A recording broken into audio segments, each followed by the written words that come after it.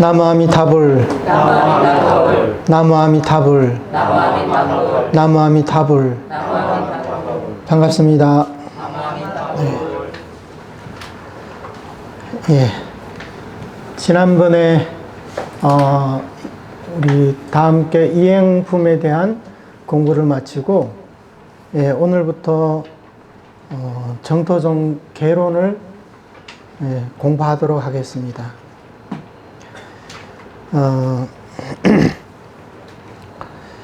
이 정토종 개론은 사실 이제 행문과 해문, 그러니까 해문은 이제 교리 방면을 말하는 거고, 행문이라는 것은 실천에 관해서 말하는 거거든요. 근데 이 정토종 개론은 사실 이게 교리적으로 좀 너무나 좀 치우쳐 있기 때문에 이 교리 공부를 하려면 좀 머리를 좀 많이 써야 돼요. 뭐 어떤 분들은 그냥 연불하러 왔는데 뭐 머리 아프게 저렇게 교리 공부를 할 필요가 있겠느냐, 이렇게 생각하시는 분들도 계실 거예요. 하지만 우리 불교에는 이런 말이 있거든요. 이치가 밝을수록 믿음 또한 깊어진다는 말이 있어요. 그러니까 우리의 이 신심이라는 것은 그냥 생기는 게 아니라, 우리가 이 정토 교리에 대해서 내가 얼마만큼 이해하고 얼마만큼 확신하냐에 따라서 그 신심 또한 그만큼 확고해지는 겁니다. 이것은 서로 그런 인과관계가 있거든요.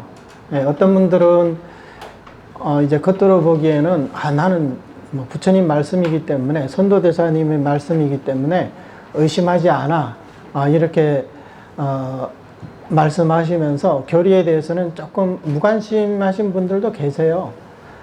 근데 교리에 대해서 잘 모른다면, 특히 요즘 같은 이 오타각세, 요즘 그 견탁이 얼마나 심합니까? 온갖 걔네들이 이렇게 난무하는 시대에 내가 공부하고 있는 이 정토종 교리에 대해서 진짜 그 깊이 이해를 하고 확실히 확고하게 그 신심을 다지지 못한다면, 이제 좀 지나면 여러 사람들의 말을 듣게 되다 보면 그게 한 달, 두 달, 뭐 1년, 2년까지 갈지 몰라도 나중에 10년, 20년 이렇게 유지하기란 쉽지가 않거든요. 저희 카페에서도 마찬가지거든요. 어떤 분들은 이제 카페에 들어와서 공부를 하고, 정말 이게 참 좋다, 이것밖에 없다, 이렇게 댓글도 많이 올리시던데, 나중에 보면 이제 딴 거 하고 계시거든요. 그러니까 그것은 교리가 내 마음속에 아직 뿌리를 내리지 못했다는 거거든요. 그러니까 붕 떠 있기 때문에 이제 다른 얘기를 듣거나, 아니면 또 이제 다른 기도를 하면 어떤 영험이 있다, 이제 그 말을 들으면 이제 법문을 이제 갈아타게 되는 거죠. 그러다 보면 이걸 좀 하고 저걸 좀 하고 이렇게 하다 보면, 물론 뭐 가피나 영험 같은 건 있을지 몰라도, 결국에 우리가 이제 그 염라대왕을 대면했을 때, 그때 우리는 이제 어떤 선택을 해야 될까요? 뭐 우리가 기도를 많이 하고 어떤 영험을 많이 보고 남들이 체험 못하는 그런 수승한 체험들을 했다고 해서 나의 생사 문제가 해결되는 게 절대 아니란 말이죠. 그래서 특히 우리 정토종 행자들은, 우리가 정토종 수행을 하고 있는 이상은 당연히 정토종의 교리에 대해서 내가 100% 이해는 못하더라도 어느 정도 내 신심이 흔들리지 않을 만큼이라도 우리는 그 정도만큼이라도 교리는 이해하고 있어야 된다, 이 말씀을 꼭 한번 드리고 싶습니다. 그리고 이 정토종 교리를 공부하는데 지난번에 저희들이 이제 이행품을 마쳤거든요. 이행품을 마치면 원래는 그 왕생론이나 왕생론주에 대해서 공부를 해야 되는데 이번에 정토종 개론을 선택한 이유는 물론 이제 그 왕생론주가 아직 번역이 덜 된 이유도 있지만 제가 좀 게을러 가지고 아직 번역이 덜 된 원인도 있지만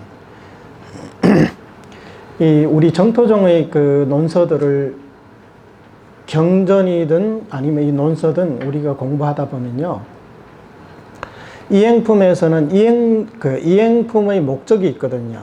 그 취지가 있고 그 규칙이 있기 때문에 이 정토종의 교리, 전반적인 교리에 대해서 우리가 이렇게 두루 살피기가 어렵습니다. 사실 왕생론주도 마찬가지거든요. 물론 그게 우리 정토종 교리들이 많이 들어있긴 하지만 그렇게 세세하게 강의를 할 수가 없거든요. 그렇다면 이 정토종의 교리에 대해서 우리가 자세하게는 아니더라도 어느 정도 이제 정토종의 전모를 바라볼 수 있는, 우리가 이해할 수 있는 그런 책이 필요하거든요. 그래서 그 책을 통해 가지고 전반적인 정토 교리에 대해서 우리가 어느 정도 기초를 다진 다음에 그 다음에 우리가 정토 삼부경 경전으로 들어가든 아니면 그 뒤에 뭐 왕생론, 왕생론주, 안락집, 그 다음에 선도대사님의 이 광경 사첩소를 공부하더라도 그때는 좀 장애가 적을 거예요. 왜냐하면 우리에게 이 정토종의 기초교리가 이미 다져져 있기 때문에 그때 다시 그런 공부를 하게 되면 훨씬 수월하리라 생각됩니다. 그래서 이번에는 정토종 교리를 하기로 했습니다. 사실 이 정토종 개론은 다들 아시지만 중국 홍원사에 계시는 정종 스님께서 쓰신 책이에요. 저자가 정종법사로 나와 있거든요. 이 책을 쓰게 된 그 계기는 정종 스님 말씀에 의하면 정종 스님은 그때 이제 정토종 교학이라는 책을 집필하고 계셨는데 우리 해정 큰 스님께서 정종 스님께 이 정토종의 개론이라는 책을 한번 써봐라 이렇게 말씀하셨다고 합니다. 그래서 개론이라고 하면 또 글자가 너무 많아서도 안 되거든요. 개론서 책인데 뭐 이렇게 두껍게 써버리면 그것은 이제 개론이라고 할 수 없겠죠. 개론이라는 것은 이제 최소한의 그 글을 통해 가지고 어떤 그 법문의 전모를 이렇게 드러내는데 그게 이제 주안점을 두고 있거든요. 그래서 모든 면에서 이렇게 상세하게 이렇게 적지는 못했어요. 근데 만약에 정토종 개론책만 있다면 이 가운데 정토 교리에 대해서 좀 깊이 있게 공부하기에는 제 자신이 이제 그 학문도 부족하고 이 교리에 대한 깊이도 부족하기 때문에 하기 어려웠을 텐데 마침 또 정종 스님께서 이 정토종 개론을 또 강의를 하셨어요. 사실 그게 유튜브도 올라와 있는데 그것을 또 다시 이제 그 책으로 엮어서 정토종 개론 강기라는 책이 나왔어요. 근데 그 책을 보면요, 정토종 개론은 한 5만 자가 좀 넘는데 정토종 개론 강기는 50 몇만 자가 된대요. 그러니까 이제 엄청나게 상세하게 그렇게 이제 설명을 했다고 볼 수가 있죠. 그런데 문제는 제가 그 책을 읽다가 문득 드는 생각이 이거 정토종 개론 강기 그 원문대로 이렇게 강의를 하게 되면 이게 너무나 이제 그게 이제 양이 방대하고 또 번잡하거든요.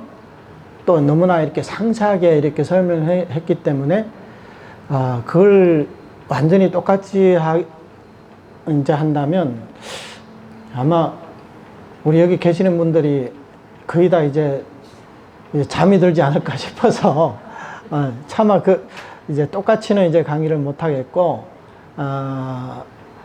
이제 최대한 이제 줄일 수 있는 부분은 줄이고, 정말 중요하다 싶은 부분은 제가 정동 스님보다 좀 더 구체적이라도, 더 상세하게라도 이렇게 한번 해보겠습니다.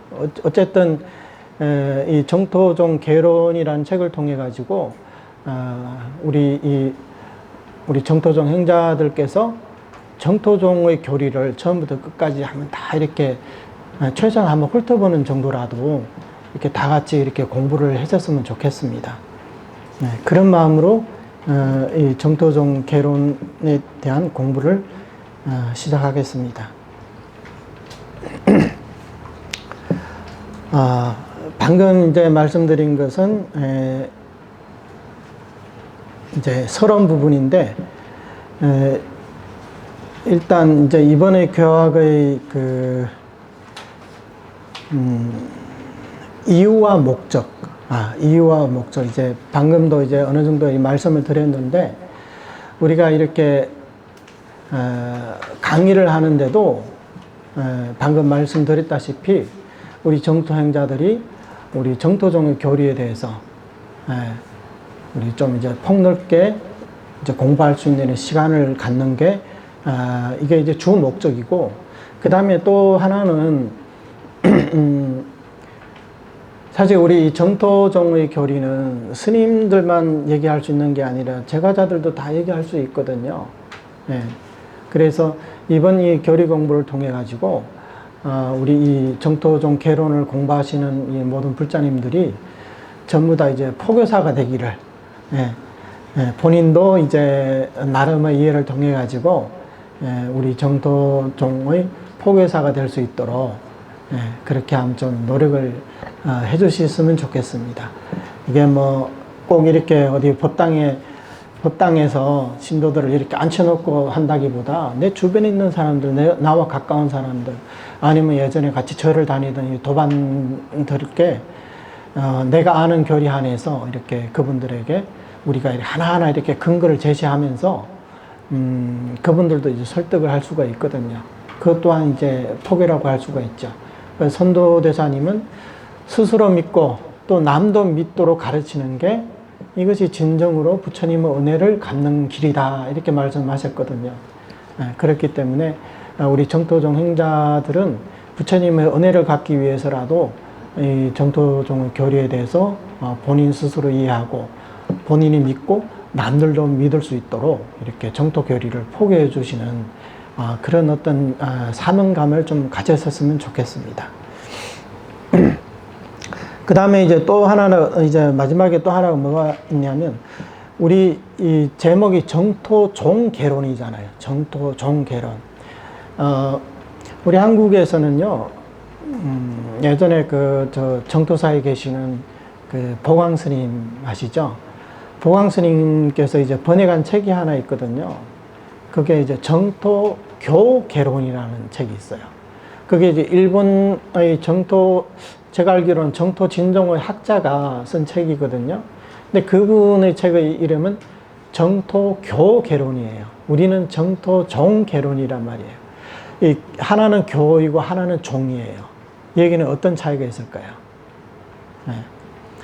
이 부분에 대해서 우리 이 정토종 개론을 통해 가지고 이런 차이, 어떤 차이들이 있는지, 그러면 이것들을 우리가 어떻게 분별해야 돼, 구분해야 되는지, 그런 부분에 대해서도 우리가 이제 확실히 알고 지나갔으면 좋겠습니다. 요즘 시대에 특히 우리 한국 불교에서 어느 한 종파를 드러내려고 한다면 이제 다들 우리 한국 불교는 통불교인데 무슨 한 종파를 그렇게 드러내려고 하느냐, 이렇게 생각하시는 분들도 계실 거예요. 왜냐하면 종파 불교라고 하게 되면 우리 흔히 중국 불교를 떠올리게 되거든요. 중국 불교에는 8대 대승 종파와 그다음에 이제 소승 종파, 이제 두 가지 해서 이제 10대 종파가 있거든요, 사실은. 그래서 이제 그런 종파 불교들이 사실 우리 한국에도 이제 전래가 됐었는데, 이제 조선시대를 거치면서 거의 이제 많은 종파들이 사라지고 오늘날 남은 것은 이제 거의 이제 뭐 조계종이라고 하는, 사실 조계종도 이제 선종에 속하거든요. 예. 그러니까 선종은, 이 법맥은 이제 근근히 이렇게 맥을 이어오고 있다, 이렇게 볼 수도 있을 겁니다. 물론 이 부분에 대해서 또 여러 가지 의견들이 있지만, 그런 이제 깊은 토론은 하지 않겠습니다. 그리고 그것을 제외한 나머지 우리가 알고 있는 뭐, 천태종이니 뭐 태고종이니 뭐 이런 여러 가지 또 종이라고 있지만, 근데 그 종은 종파불교의 종과는 또 달라요. 예. 특히 이제 오늘날에는 저도 하나 이제 어떤 종파를 신청하면, 어떤 종을 신청하면, 이제 돈만 내면 또 이제 뭐 여러 가지 여건만 되면 저도 하나 종을 만들 수가 있거든요. 예. 거기 정토종이 됐든 무슨 종이 됐든. 근데 이것은 종파불교에서 그 하나의 종파불교의 구성 요건과는 이게 완전히 이제 별개거든요. 예, 그렇기 때문에 그냥 이제 여러 가지 종의 이름만 있지 실질적인 종파의 내용은 이미 사라졌다. 예, 그렇게 볼 수가 있어요. 그렇기 때문에 우리 한국에서는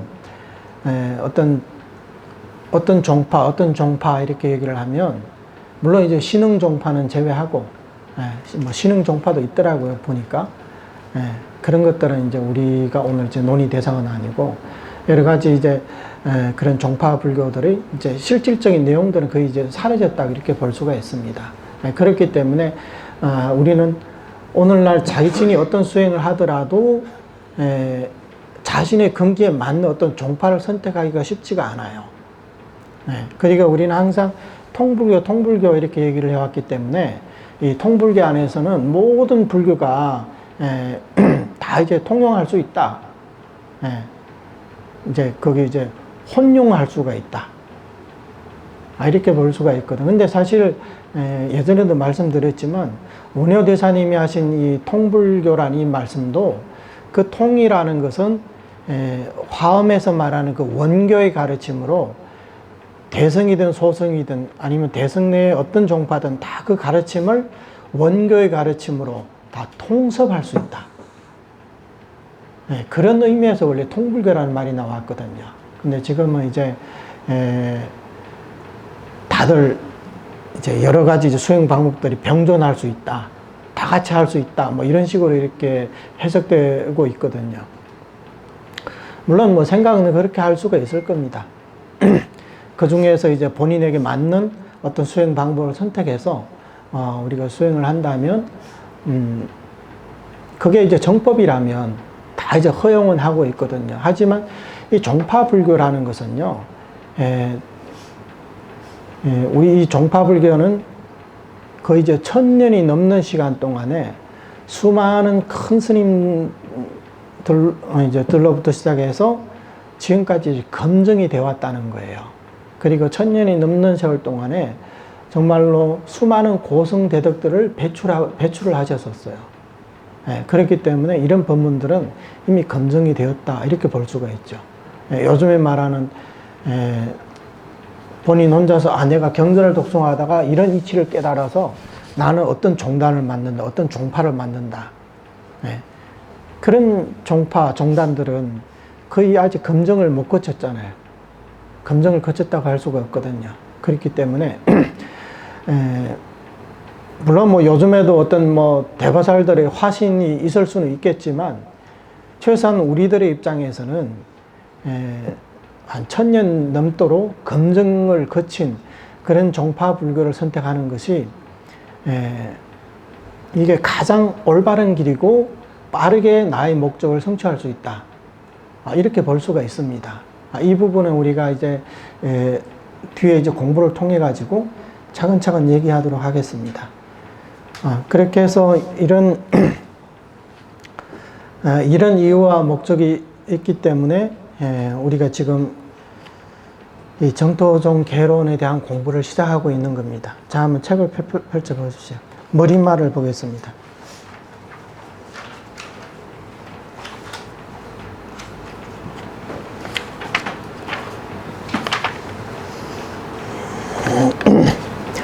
네, 첫 번째는 사실 이게 이제 정토종을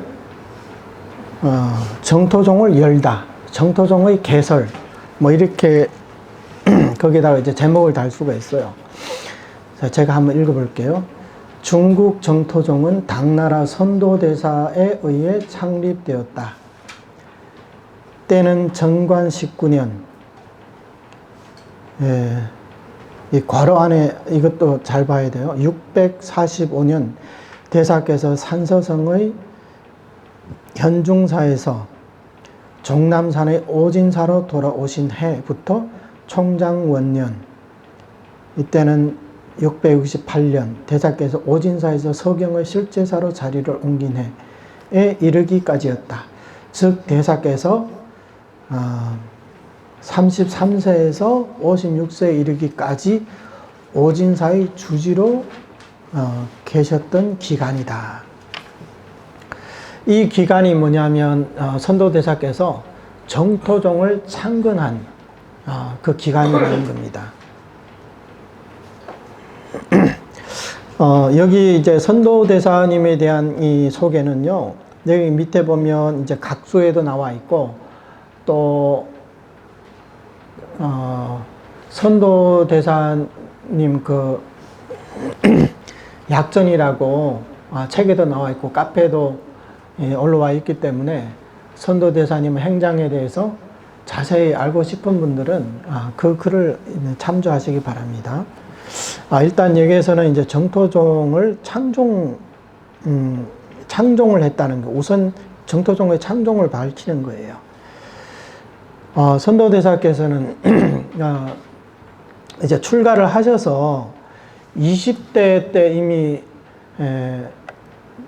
그 기록에 의하면 관불산매와 연불산매를 성취하셨다고 했거든요. 그리고 나서 여기에 말하는 산서성의 현중사, 현중사에 이때 누가 계셨냐면 도작대사님이 여기 계셨던 겁니다. 현중사는 본래 우리 정토종의 3조라고 할 수 있는 담난대사님이 이제 주석하시던 그 사찰이거든요. 그래서 담난대사께서 입적하시고 나서 이제 20몇 년이, 아마 20몇 년이 이렇게 지나서 이 도작대사께서 현중사로 가셔서 이 담난대사의 그 어떤 사적을 보고, 원래 이제 이분은 이제 열반경을 강의하던 법사스님이었는데 열반경의 강설을 버리고 이제 정토문호로 이제 귀의하게 된 거죠. 그래서 현중사에 계시면서 항상 이 법화를 하셨다고 합니다. 그러니까 중생교화를 하셨다고 합니다. 그러니까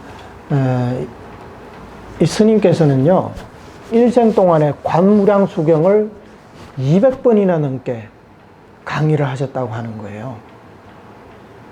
이게 이게 상당한 양이거든요. 그리고 이제 하루에 뭐 연부를 뭐 6만 번, 7만 번씩 하시고, 그리고 이렇게 강의를 하셨는데, 그러니까 거의 한 2달 정도면 광경을 한 번씩 설에 마쳐야 되는 거예요. 그러니까 평생 동안 정토문으로 귀의하고 나서 평생 동안 이 정토에 대한 이제 강의를 하셨고, 또 하루에 또 그 한 7만 번 정도 또 연불까지 하셨고,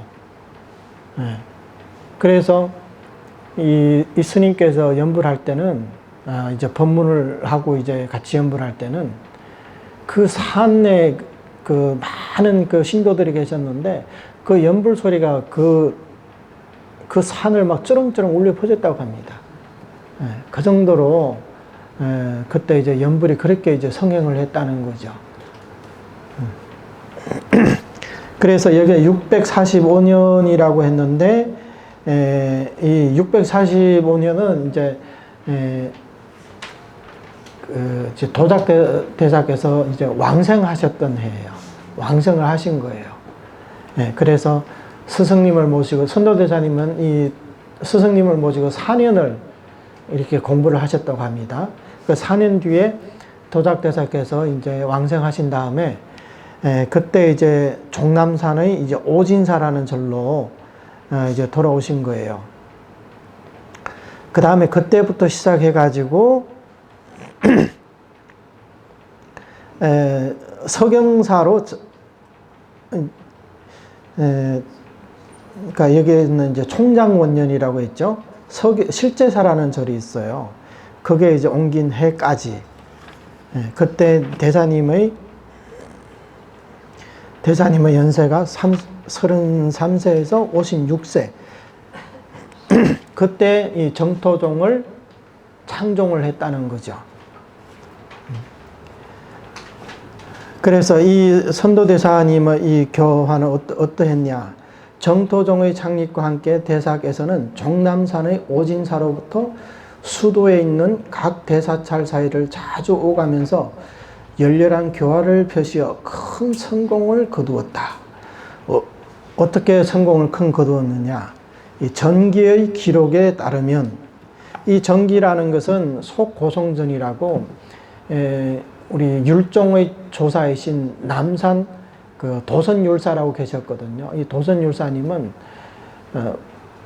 이제 계율이 굉장히 엄격하셨던 분이에요. 그래서 천인이 이제 때가 되면 일종식을 하니까 천인이 이제 공양을 올렸다고 합니다. 그러니까 이분은 이제 천인의 공양을 이제 받으신 분이에요. 그분의 기록에 의하면 귀의한 사녀들의 숫자를 헤아릴 수 없고 집집마다 아미타불이요 집안마다 관세음보살을 모실 정도였으며 백정들이 가게 문을 닫고 온 도시가 육식을 금했다고 전하고 있다. 이 사녀라는 이제 이 말이 있는데, 사녀는 뭐냐면 사실 옛날에 그 좀 엘리트 계급을 말하는 거예요. 이제 뭐 그 집안이 이제 좀 부유한 집안들 아니면 이제 권력이 있는 이런 집안들을 말하는 거거든요. 그러니까 뭐 우리 사대부라고도 그렇게 얘기를 하잖아요. 이제 그런 이런 엘리트 집안의 이런 남녀들이 수도 없이 귀의를 했다는 거예요. 그리고 집집마다 아미타불을 모시고 이제 관세음보살님을 모셨다. 그러니까 관세음보살님은 서방 삼성 중의 한 분으로서 이 아미타부처님을 그 보필하면서 역시 중생들을 극락으로 이제 인도하고 계시거든요. 그 다음에 여 밑에 보면 이제 백정들이 가게 문을 닫고, 위에는 이제 엘리트 계급이고 이제 밑에는 약간 좀 이제 천민 계급이라 이렇게 볼 수가 있죠. 가게 문을 온 도시가 육식을 금했다고 전하고 있다. 얼마나 대단하네요. 물론 뭐 여기서 온 도시가 육식을 금했다고 이렇게 말하고 있지만 약간 뭐 과장된 측면이 있다고 봐요. 설마 장안성 그 많은 정육점집이 전부 다 문을 뭐 닫았겠습니다만은 그만큼 선도대사님의 교화가 끼친 영향이 그만큼 커졌다는 거죠. 그래서 그 송나라 때 이제 천태종의 스님이 지은 불조 통기라고 있는데 그게 28권에 이런 내용이 있어요. 경시성을 가진 이제 그 백정 한 명이 그 사람들이 고기를 안 먹으니까 이제 생계 유지가 어려울 거 아니에요. 그래서 이제 화가 나가지고 이제 도살 칼을 들고 이제 그 짐승들을 잡던 칼을 들고 이 선도대사님 계시는 절로 쳐들어간 거예요. 그래 가서 선도대사님을 이제 해치려는 마음으로 그렇게 들어갔답니다. 딱 들어가가지고 이제 선도대사님이랑 이제 나오시는 그 백정을 딱 보더니 서쪽으로 이제 손가락을 이렇게 가리키니까 서방 정토의 그 장엄한 모습이 서쪽에서 훤히 드러나더라는 거예요. 그러니까 선도대사님은 그런 이제 신통력이 자자하신 분이에요. 그래서 그 가리키니까 백정이 그것을 딱 보고 처음에는 이제 그걸 안 믿었겠죠. 근데 직접 딱 눈으로 이제 보니까 확인을 했으니까 더 이상 이제 할 말이 없거든요. 그리고 이 원래 덕 있는 사람은요, 특히 옛날에 그런 조사 스님들은요, 아무리 이제 심성이 곧지 않은 사람이라 하더라도 그런 스님들 얼굴만 딱 보면 마음속에 있던 그 안 좋은 생각들 싹 사라진대요. 감히 그런 마음이 일어날 수가 없다. 일어나지를 못한대요. 그 옛날에 어떤 그 고성이 있는데 이제 어떤 스님이 저 스님한테 가가지고 내가 법거량을 해봐야지 이런 마음을 먹었다는 거예요. 그래서 근데 그 스님을 딱 뵙는 순간 도저히 입이 안 떨어지는 거예요. 그러니까 말은 이게 목구멍까지 올라갔는데 입이 안 벌어지더라는 거예요. 그 말은 해야 되겠고 말은 안 나오고, 그러니까 온몸에 막 식은땀이 막 쭉 이렇게 나다가 나중에 포기하고 말았다는 거예요. 그러니까 그런 큰 스님들한테는 내가 어떤 법거량을 하겠다 막 이런 마음을 내는 것조차도 이제 그게 안 된다는 거예요. 그 사람의 그 큰 스님의 덕에 의해서 그게 짓눌려졌다는 거죠. 그만큼 이제 덕이 있는 사람들은 우리 일반인들이 딱 보기만 해도 그 마음이 싹 달라진다는 거예요. 근데 우리 스님들도 그런데 아무리 그랬다 그 사람도 스님이잖아요. 그 범부잖아요. 근데 우리가 부처님을 딱 보면 어떨까요? 모든 우리의 그 망상 번뇌들이 싹 사라지겠죠. 우리 그 유마경에 보면 마음이 청정하면 국토도 청정해진다 그러잖아요. 근데 우리 정토에서는 뭐라 하나 국토가 청정하면 마음도 청정해진다 그러거든요. 그 일리가 있을까요, 없을까요? 당연히 있겠죠. 우리가 시장 바닥에 가가지고 느끼는 우리 이 마음과 장엄한 법당에 딱 들어갔을 때 느끼는 마음이 똑같을까요? 다르겠죠. 아무리 악한 사람도 그 장엄한 법당에 딱 들어가면 이미 그런 장엄한 그 불상이나 그 환경에 의해서 그게 압도당하거든요. 그러면 내 마음속에 아무리 평소에는 나쁜 생각을 이제 갖고 있다 하더라도 그런 이제 부처님 그 상 앞에서는 함부로 그런 생각을 못 내거든요. 그런 생각이 나오는 즉시 부끄러운 생각이 자기도 모르게 이렇게 든단 말이에요. 그게 바로 환경이 사람의 마음에 미치는 영향을 말하는 거예요. 그래서 특히 우리 범부 중생들은 우리의 마음을 내가 어떻게 컨트롤하냐 이것도 중요하지만 내가 어떤 환경이 있느냐 이것도 중요하거든요. 맹모 삼천이라고 맹자도 어렸을 적에 그 이제 현명한 어머님이 이 맹자가 이제 학업을 성취할 수 있도록 하기 위해 3번이나 집을 옮겼다고 하잖아요. 그러니까 환경이 다르니까 애가 배우고 이제 받아들이는 게 다르더라는 거예요. 그래서 결국은 서당 옆에서 이제 막 그 선비들이 이제 모여 사는 곳에서 그게 이제 그쪽으로 이사 가니까 이제 맹자도 그때부터 막 공부를 하기 시작하더라는 거예요. 그래가지고 결국은 이제 공자의 버금가는 그래서 이제 아성이라 그러는 아성. 그러니까 아는 버금간다는 거예요. 성인의 버금가는 그런 분이 되셨지 않습니까? 그러니까 환경이라는 게 그만큼 중요해요. 그래서 오늘날 우리가 내 마음을 내가 스스로 이렇게 마음이 청정해서 국도를 청정하게 할 능력이 없지만 우리가 극락세계 왕생한다면 청정한 극락세계에 왕생하는 순간 우리의 마음도 청정해진다는 거예요.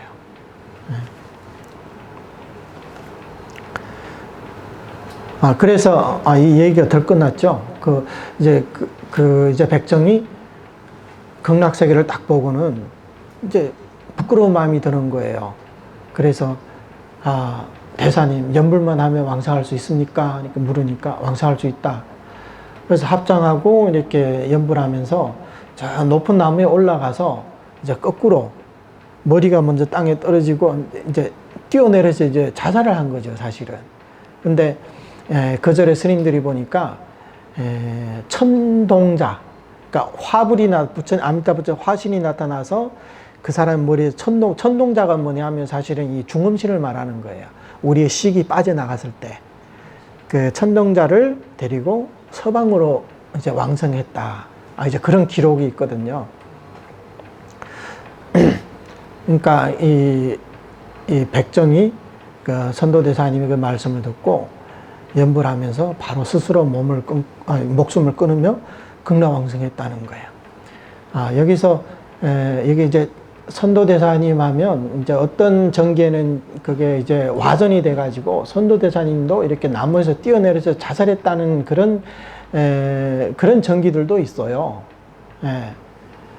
근데 혜정스님께서 이제 연구한 바에 의하면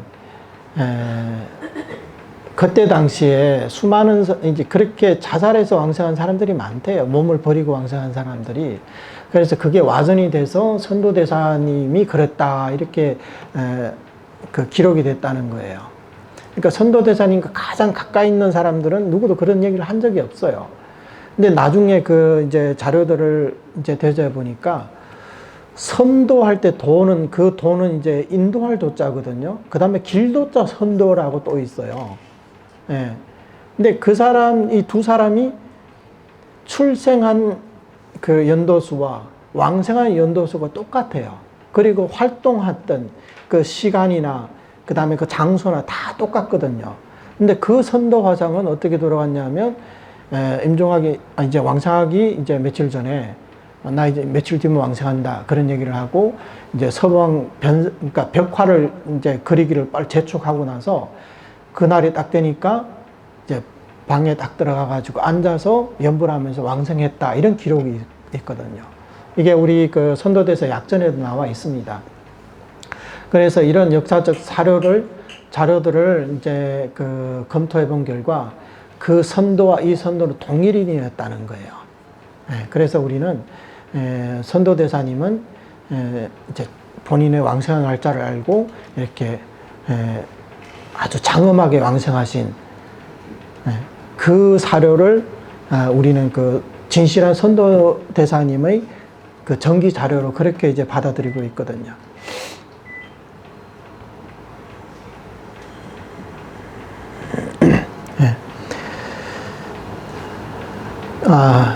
여기서 이제 한마디 덧붙이자면 이 자살에 대해서 우리는 잘 생각을 해야 돼요. 우리 불교에서는 자살을 권장하지 않아요. 어디까지나 자살해서 왕생하는 것은 권장하지 않거든요. 그러니까 이런 분들은 여기서 말하는 이 경시성을 가진 이 백정의 이 왕생은 우리가 보면 저 사람 그냥 자살했네 이렇게 볼 수 있지만 일반적인 자살과는 다르잖아요. 일반적인 자살은 어때요?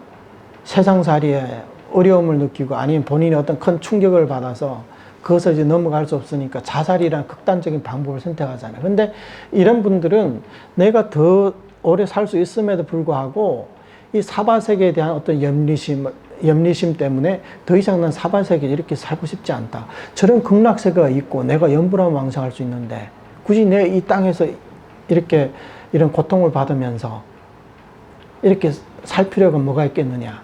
이제 그런 마음에서 그것을 이제 사신공양이라고도 그러거든요. 우리가 흔히 알고 있는 등신불이라고 있잖아요. 그럼 등신불도 자살했을까요? 그걸 우리는 자살이라고 보지는 않잖아요. 그래서 이제 소신공양이라고 이렇게 표현하죠. 그러니까 이런 분들은 이 자살왕생이라는 것은 내가 살면서 너무 힘들어가지고 이렇게 자살을 할 생각을 할 것이 아니라 불교에서는 그걸 전혀 이제 권장하지 않는다. 그것을 이제 우리는 알고 계셔야 됩니다. 이런 분들은 정말 내 한 몸을 부처님께 공양 올린다. 그리고 이런 사람들은 진짜 믿음과 발언이 간절했기 때문에 이제 그게 가능했던 거예요. 그리고 또한 당나라 시대만 하더라도 그때가 이제 불교가 성행하던 시대였기 때문에 불법을 위해서 내 한 몸 던진다. 이것은 그때 당시에는 칭송받는 일이었거든요. 그때 전체 사회적 이제 분위기가 그랬다는 거예요. 그러니까 불법을 위해서 내 몸을 던진다고 해서 막 저 사람 저 살기 힘들어 가지고 예? 이제 도피 생활을 하려고 그래서 막 자살을 했다 이렇게 손가락질하고 그러지 않았다는 거예요. 그때는 그러니까 불법을 위해서 그러니까 뭐 연비를 한다든가 아니면 소신 공양을 한다든가 그때는 이제 칭송을 받던 그런 시대였단 말이에요. 지금과는 다르잖아요. 요즘에 우리가 만약에 나 극락왕창하기 위해서 나 자살을 한다. 뭐 아파트에 투신 자살을 하고 뭐 혼자 막 몸을 이제 막 불태워 죽고 그러면 뭐라고 하겠어요? 아유 저 정토종은 사입이야. 오히려 그렇게 얘기를 하겠죠. 많은 사람들이. 지금은 시대가 달라졌기 때문에 그래서 설사 자살을 통해 가지고 내가 정말 왕생을 바로 마음이 있다면 역시 왕생을 할 수는 있습니다. 하지만 이것은 전혀 권장하지 않는다. 그리고 우리 정토종의 포교에 대해서도 이것은 이제 완전히 마이너스거든요. 그러니까 그런 생각은 절대 안 하시는 게 좋을 거예요. 부처님을 협박하지 말아야죠.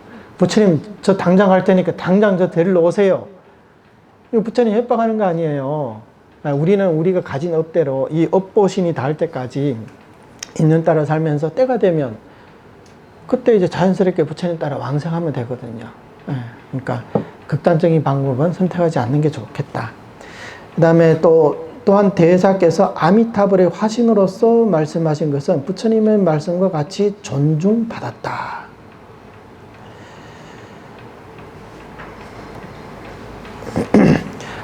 선도대사님은 아미타 부처님 화신이라고 이렇게 추앙받고 있거든요. 근데 무슨 근거가 있느냐? 어떤 분들은 뭐 어느 스님이 누구누구의 그 화신이다, 불보살님 화신이다. 그것은 그 사람에 대한 일종의 인정, 아니면 그러니까 그 사람의 공덕에 대한 인정, 또는 일종의 찬탄의 말씀이지 그것을 진실로 받아들일 필요가 있느냐. 이렇게 예전에 어떤 교수님이 저한테 그러더라고요. 물론 이제 선도대사님이 100% 아미타 부처님 화신이다. 그렇게 어떤 증명할 증거는 없어요. 하지만 또 이제 선도대사님이 살아 계셨을 적에 선도대사님이 아미타 부처님 화신이라고 얘기한 사람도 없었거든요. 선도대사님 아미타 부처님 화신이라는 말은 선도대사님 입적하신 후에도 선도대사님의 교법이 수많은 이 광대한 대중들에게 엄청난 그런 영향을 미쳤기 때문에 그래서 이제 후인들이 이러한 교화 영향을 갖고 있으려면 이분이 아미타 부처님이실 거야. 이런 어떤 이제 추론에 의해서 아미타 부처님 화신이다 이렇게 얘기를 하고 있는 거죠. 그래서 명나라 때 그 연지대사님께서도 세간에서는 이 선도화상이 아미타 부처님의 화신이라고 전해지는데 이분의 중생교화와 그 남긴 업적을 보면 아미타불이 아니더라도 최소한 관세음보살이나 아니면 뭐 보현보살 이런 분들일 것이다 이렇게 하신 말씀도 있거든요. 그리고 또 근대 인광대사님은 선도대사님은 아미타 부처님 화신이다. 아주 이제 막 그렇게 못 박아서 이렇게 말씀하셨거든요. 그러면 이런 것들을 우리는 어떻게 이해를 해야 되느냐?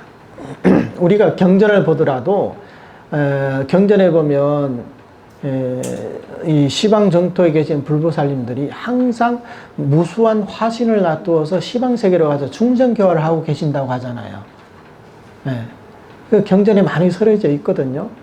그렇다면 이런 불보살님들이 이 사바세계에 와서 그러면 어떤 몸을 낮추어서 어떤 법을 설하실까?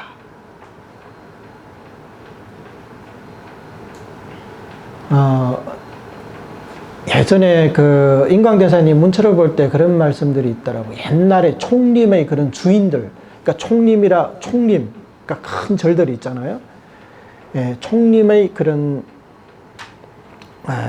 이제 총림을 세운 그런 큰 스님들은 대부분 법신대사의 화신이다. 왜 그렇게 말하냐면, 만약에 우리와 같은 일반 범부라면 일생 동안 그런 성취를 할 수가 없다는 거예요. 예, 일생 동안에 그렇게 큰 성취를 할 수가 없는 거예요. 이런 분들이 불보살님의 화신이 아니라면 도저히 이거는 믿을 수가, 이게 설명이 안 된다는 거죠. 그리고 우리가 한번 생각을 해보세요. 모든 종파의 그 종파를 교리를 집대성하신 그런 분들, 이런 분들은 불보살님들의 화신일 가능성이 없을까요? 당연히 있겠죠. 지자대사님의 그 책들을 한번 보세요. 그 천태 3대부라고 있는데, 그분의 이 사고력, 이게 어떤 분이 이제 비유를 했는데, 우리 머리카락에다가 이제 글자를 쓰는 사람도 있거든요. 그러니까 머리카락 하나에다가 몇만 자를 쓸 수 있다는 거예요. 그보다 마음이 더 세심하다는 거예요. 그러니까 어떤 법에 대한 관찰이 우리 일반인들로는 상상을 할 수가 없어요. 그래서 오늘날 어때요? 그분의 짤막한 이제 한 문장을 가지고 박사 논문도 쓰고도 남아요. 네. 그러니까 요즘에는 우리는 검색을 필요하면 컴퓨터 탁 두드리면 검색어만 하면 다 나오잖아요. 옛날에 그런 게 어디 있어요. 대장경을 다 머릿속에 넣어야죠. 네. 그래야 책을 쓸 거 아니에요. 우리처럼 오늘 책 한 권 쓰려면 수십 권의 참고서 자료를 옆에다 놓고 컴퓨터 검색까지 해가면서 이렇게 저렇게 이제 짜집게 해가지고 글을 쓰지만, 옛날 분들은 그렇지가 않거든요. 다 머릿속에서 장밀한 계산을 거쳐서 그런 이제 글을 쓴다는 거예요. 그러니까 그만큼 이제 어렵다는 거죠. 그래서 이런 그 한 종파의 교리를 집대성한 이런 조사 스님들은 일반인들이 아니라는 거예요. 그러니까 이런 분들일수록 불보살님들의 화신일 가능성이 있다. 그렇다면 우리 정토종의 교리를 집대성하는 선도대사님은 어떨까요? 당연히 그럴 가능성이 있죠. 만약에 아미타 부처님이 화신으로 오신다면 당연히 선도대사님으로 오실 그런 가능성이 굉장히 크겠죠. 그리고 또 사첩소에도 직접 말씀하셨지만, 사첩소를 지을 때 밤마다 어떤 스님이 오셔가지고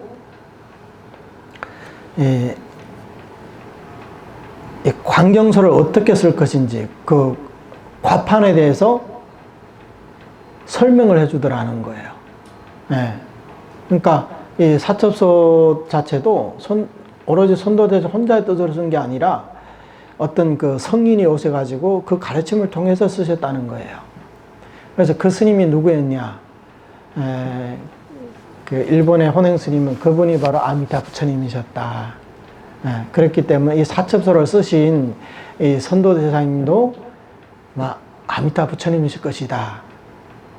그래서 이제 여러 가지 이런 정황들은 있습니다. 하지만 우리가 100% 단정하기는 어렵지만, 불보살님들이 중생구제를 하는 입장에서 이 사바세에 오신다면 아무래도 선도대사님의 선도대사님으로 몸을 빌어서 오실 확률이 굉장히 크다는 거예요.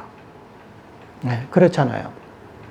그래서 우리 정토종에서는 이 선도대사님의 아미타 부처님의 화신으로 이렇게 보고 있다는 겁니다. 그 다음에 이제 선도대사님께서 이제 종파를 이제 창립함에 대해서 설하고 있습니다.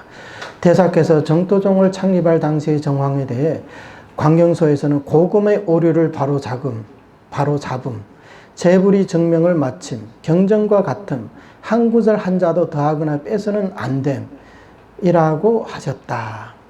즉 선도대사께서 주석하신 광경소는 고금의 여러 스님들이 아미타불의 정토 법문에 대한 곡해와 오해를 바로잡고 순수하고 바른 법의를 드러내어 재불의 증명을 받았으며 정토 법문의 바른 법맥과 표준과 규범이 되었다는 것이다.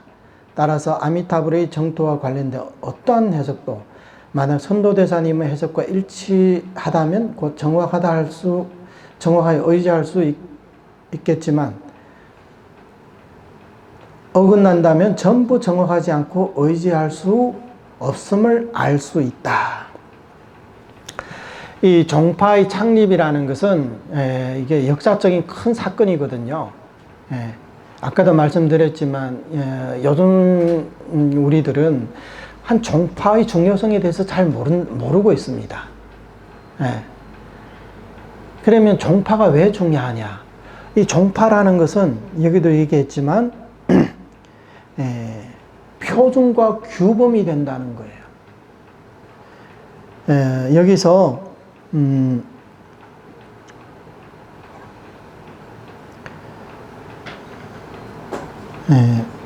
해정고금이라는 말이 있죠. 해정고금. 해정고금이라는, 해정은 뭐냐면, 해라는 것은 하나의 기준, 규범을 말하는 거예요. 우리가 말하는 이제 해자는 이제 본보기, 이제 뭐 표준 뭐 이런 뜻이 있거든요. 그러니까 우리 정토 수행을 하는 사람들이 이제 옛날부터 이런 조사스님들 각각 정토에 대한 해석이 달라요. 이제 개개인마다 견해가 다르다는 거예요. 그러면 오늘날 우리가 정토 공부를 하려고 한다면 어떤 분의 말씀을 따라야 되느냐, 어떤 것을 기준으로 해야 되느냐, 어떤 것을 규범으로 해야 되느냐. 그러기 위해서는 이 요즘 말로는 모범 답안이 기준이 이제 필요하겠죠. 그래서 그 기준을 확립하기 위해서 선도대사께서 정토종을 창립했다는 거예요. 선도대사님이 내가 어떤 정토종의 조사라는 그것을 드러내기 위해서 정토종을 만든 게 아니라 모든 중생들에게 이제 의지할 만하고 기준이 될 만한 그런 이제 교법을 확립하기 위해서 이렇게 정토종을 개설하신 거라는 겁니다. 그래서 이 정토종의 창종은 역사적인 큰 사건이다, 이렇게 볼 수가 있습니다. 자, 이 해정고금에 대해서 이 선도대사 광경소에는 어떻게 말씀하셨는지 제가 한번 읽어보겠습니다.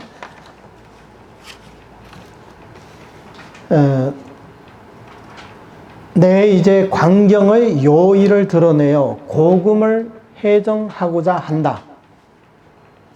만약 삼세제불, 석가불, 아미타불 등의 대비 원칙의 뜻에 부합한다면 원컨대 꿈속에서 이상의 원하는 일체 경계 모든 상을 칭견하길 바란다. 이 선도대사님께서 먼저 이제 부처님 앞에서 발언을 하는 거예요. 그러니까 왜냐하면 그때 당시 이 관무량 수경에 대해서 여러 큰 스님들의 해석을 하셨었거든요. 그 대표적인 이제 세 분이 있는데 정영사에 있는 그 해운대사라고, 정토종 초조 해운대사와는 달라요. 이분이 이제 광경소를 지었거든요. 그 다음에 천태지자대사님께서도 또 이제 광경소를 지으셨고, 그 다음에 또 길장대사라고 이 스님께서도 이분은 이제 삼론종의 조사 스님이거든. 이분도 이제 그 광경소를 지었어요. 근데 그 광경에 대해 해석이 제각각 다를 뿐만 아니라 선도대사님께서 정토 삼부경에서 아미타 부처님의 본원을 보셨을 때 그게 이제 잘못 해석한 부분들이 너무나 많다는 거예요. 그래서 고금을 해정한다 해서, 고라는 것은 선도대사님의 앞선 시대에 특히 이런 세 큰 스님들에 대한 이제 정토 교학에 대한 잘못된 그런 견해들을 바로 잡고자 이렇게 쓰셨다는 거예요. 금이라는 것은 뭐냐면 선도대사님과 동시대 활동하던 그런 스님들이 정토에 대한 이런 해석들을 말하는 거죠. 그러면 이런 그 고금에 대한 해석은 오늘날에는 유효할까요, 유효하지 않을까요? 당연히 유효하겠죠. 우리도 물론 이제 선도대사님 시대와는 천년이 넘는 세월이 지났지만 오늘날에도 우리도 이 정토종의 교리를 통해 가지고 지금 어떤 사람이 정토를 설하든 이 교리가 이 정토종에서 말하는 이 고금을 해정한 이 정토종의 교리에 부합한다면 우리는 의지할 수 있지만 이와 다르다면 우리는 의지할 수 없다는 거예요. 왜냐하면 이것은 고금에 대한 해정을 한 게 아니기 때문에 여기에는 여러 사람들의 개인적인 생각 또는 성도문의 자력적인 그런 교리들이 섞여 있어서 순수하지 않기 때문에 우리는 이런 것들을 의지하지 않는다. 그래서 이게 뭐 그냥 그러면 선도대사님 혼자 생각이냐? 그렇지가 않다는 거예요. 그래서 방금 읽어드린 내용이 바로 그 내용입니다. 재불의 증명을 구했다는 거예요.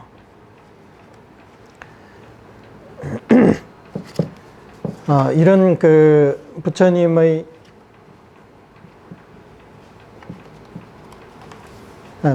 증명이 없이는 선도대사님도 함부로 이렇게 말할 수가 없는 거죠. 그 다음에 재불의 증명을 마침 이렇게 발언을 하고 나서 이 관경 사투서를 다 적고 나서 정말로 이런 경계상들이 다 보였다는 거예요.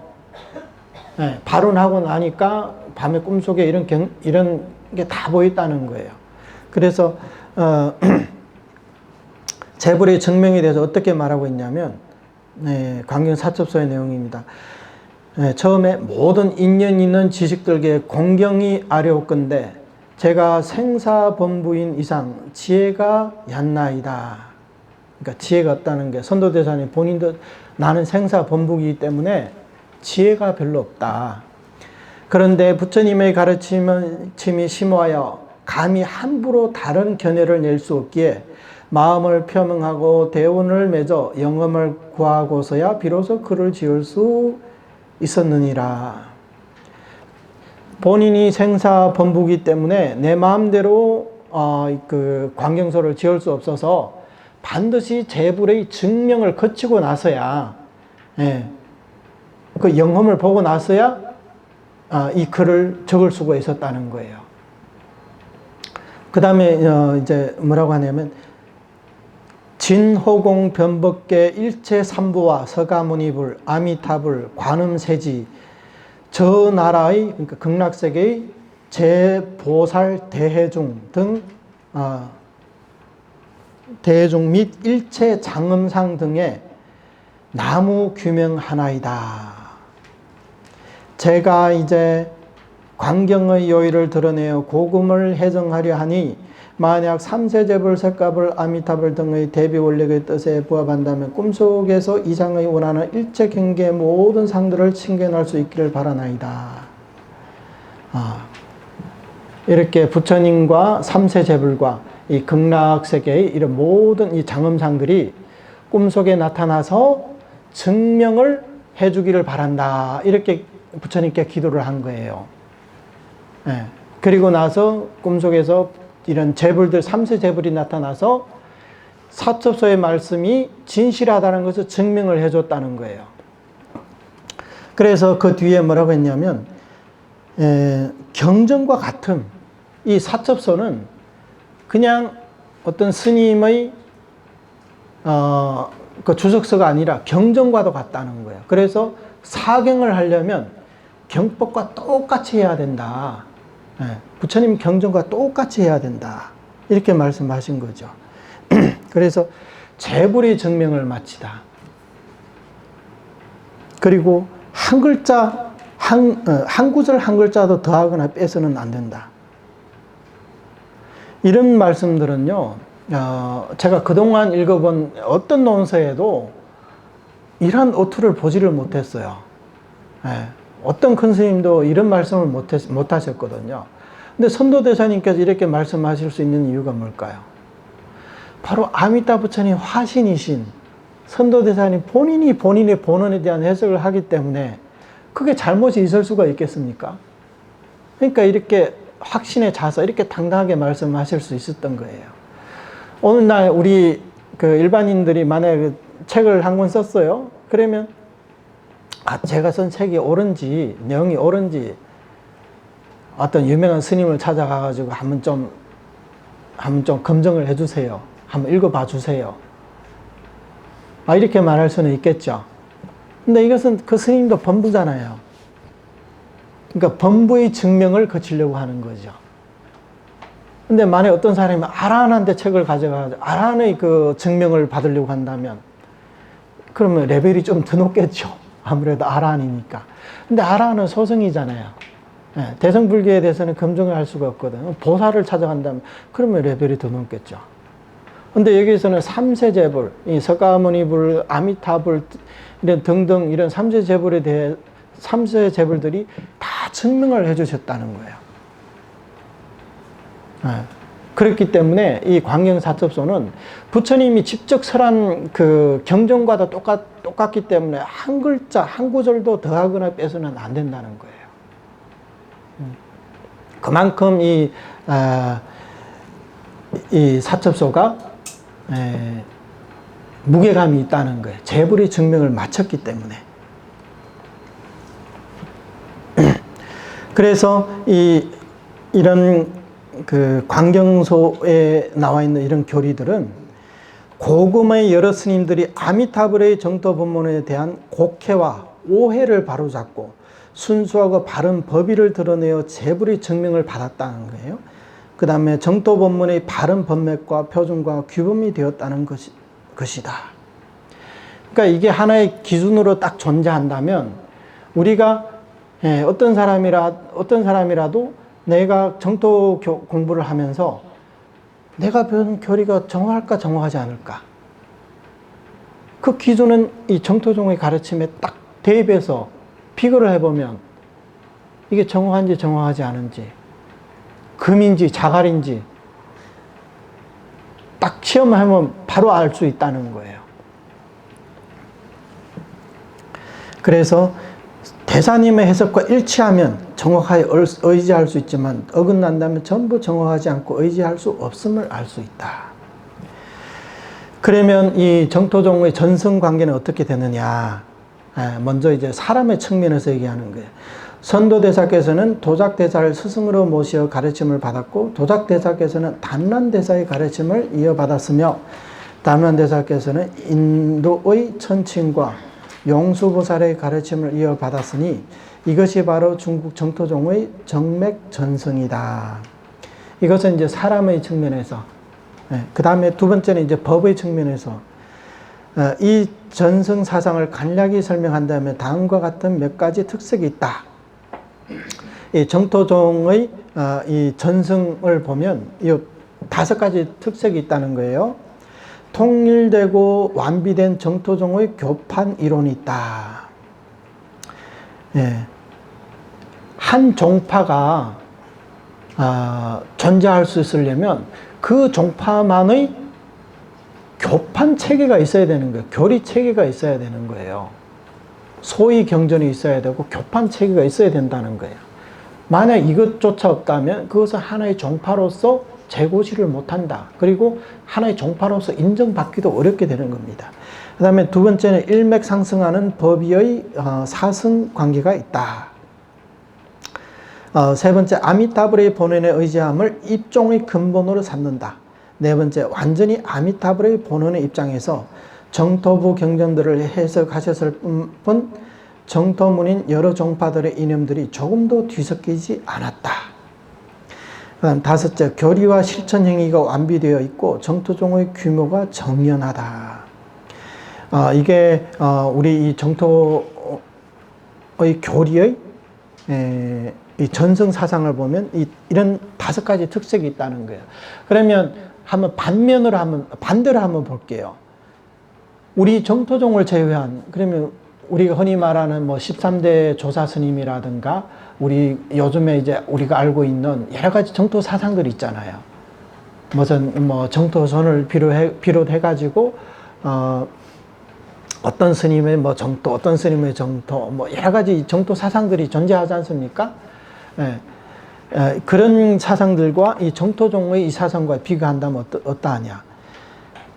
다른 스님들의 이 정토 교학들은요, 통일되지 못하고 완비된 정토종의 교판 이론이 없어요. 첫째 하나, 예를 들어서 천태종에서도 정토 교학이 있거든요. 천태종에.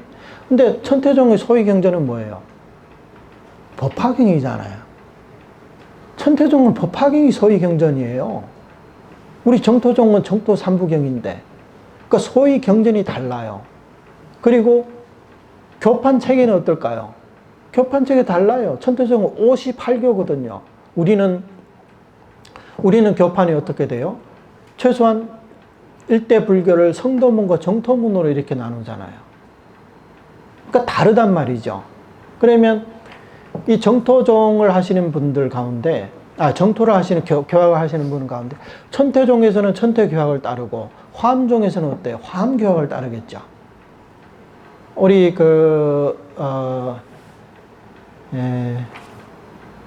여덟 번째 조사스님이라고 하는 연지대사님은 사실 이 화엄종에 가깝거든요. 그래서 이분이 쓴 아미타경 소초라고 있는데, 거기는 완전히 그 화엄학에 의거해서 그 소초를 쓰셨거든요. 거기에는 이제 그 신문 현담이라고 해가지고 모든 경전을 10가지로 나눠가지고 10가지 이제 분야로 나눠가지고 해석을 하거든요. 그러니까 그 교판 체계는 또 천태종과도 달라요. 중관학파에서도 그 삼론종도 당연히 다르고 다 이렇게 다르단 말이에요. 그렇기 때문에 통일되고 완비된 정토종의 교판 이론이 없어요. 예. 소위 경전부터 다른데 어떻게 통일되고 완비된 그 교판 이론이 있겠습니까? 그 다음에 일맥상승하는 법위의 사성관계가 없죠. 없죠. 근데 우리 정토종에서는 이 용서보살, 그 다음에 천침보살, 담란, 도작, 선도 이렇게 쭉 내려오면서 이 교의면에서 일맥상승하는 이런 전승관계가 있다는 거예요. 스승과 제자지간에 이런 관계가 있다는 겁니다. 그런데 다른 정토 이 교학을 하신 분들은 그런 관계가 없단 말이죠. 한 예로 초조로 일컬어지고 있는 그 중국 불교에서 그 해원대사와 이조인 선도대사와의 관계가 두 분 아무 관계가 없거든요, 사실은. 하나는 남방에 있고 한 분은 북방에 계시고, 그 다음에 시간적으로도 거의 한 200년이 넘게 서로 이렇게 그 시간적인 차이도 있거든요. 그리고 해운대사 같은 경우에는 정토에 대한 어떤 권위 있는 어떤 저서들이 하나도 없어요. 그러니까 정토종의 교리에 대해서 아무런 공문도 없다는 얘기입니다.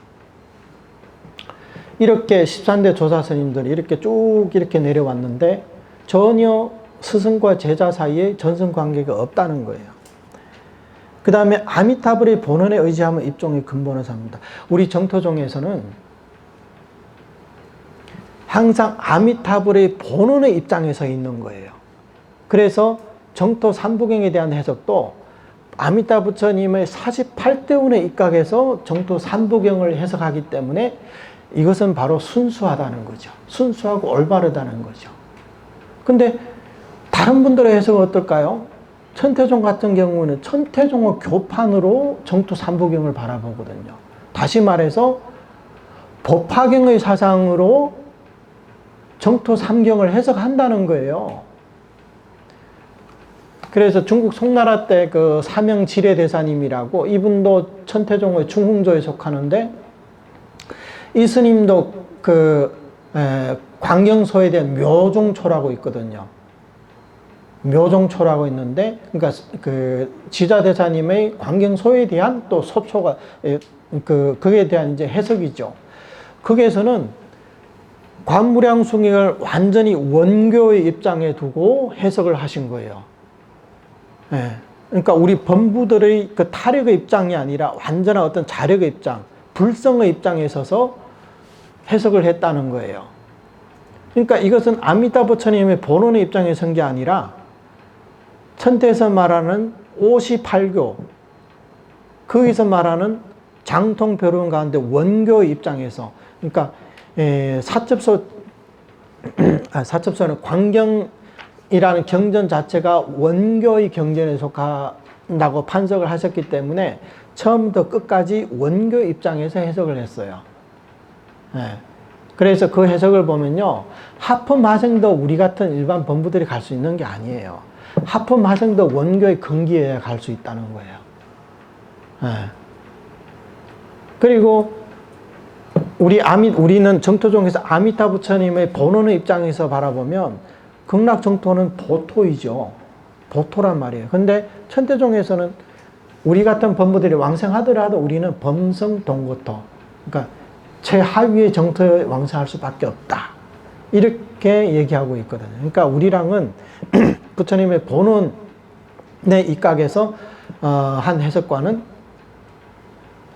이제 완전히 다르다고 볼 수가 있죠. 그 다음 네 번째를 봐요. 완전히 아미타불의 본원의 입장에서 정토부 경전들을 해석하여 뿐 성도문인 여러 종파들에는 조금도 뒤섞이지 않았다. 이제 이 3번과도 이제 연결이 되어 있는 건데, 성도문에서는 사실 우리 이제 선종의 입장에서 오늘날도 우리 항상 그러잖아요. 정토를 바라보더라도 정토는 아미타불은 우리 자성이고, 정토는 유심이다. 그러니까 그래서 자성미타 유심정토 이렇게 얘기를 하거든요. 그래서 결국 정토 왕생을 하는 것도 우리 불성의 고향을 찾아가는 것이다, 뭐 이렇게 얘기하는 사람들도 있던데, 그것은 우리 정토 경전에서 부처님이 설한 아미타 부처님의 본원과는 사실 굉장히 동떨어진 내용이죠. 48대원에 어디 그런 말이 있어요. 그래서 우리 정토종의 행자들은 항상 우리가 어느 입장에 서 있느냐, 이 입장이 흔들려서는 안 돼요.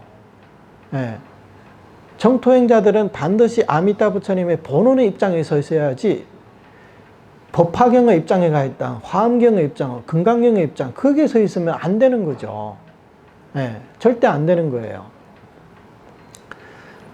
그래서 우리는 정토종에서는 정토 삼부경에 대한 해석은 완전히 본원의 입장에서 해석하는 거예요. 성도문의 그런 색채들이 조금 더 들어가 있지 않는 거죠. 그래야 우리 정토종의 순수성을 유지할 수가 있는 겁니다. 그 다음에 교리와 실천 행위가 완비되어 있고 정토종의 규모가 정연하다. 다음에 배우겠죠. 우리는 교리와 실천 행위가 통일되어 있어요. 그런데 다른 종파들은 다르거든요. 그래서 이제 비교를 합니다. 비교를 통해 가지고 어떤 것이 더 수승한가, 이것을 비교를 합니다. 자, 밑에 볼게요. 기타 아미타불의 극락정토에 대한 해석들은 전부 위에서 서술한 특색들을 갖추지 못했다. 모두 여러 종파의 교리를 뒤섞어서 정토를 설명하고 있기 때문에 순수하게 정토 입장에서 정토를 해석한 것은 아니다. 따라서 단지 다른 종파의 정토교일 뿐 정토종이라고 부를 수는 없다.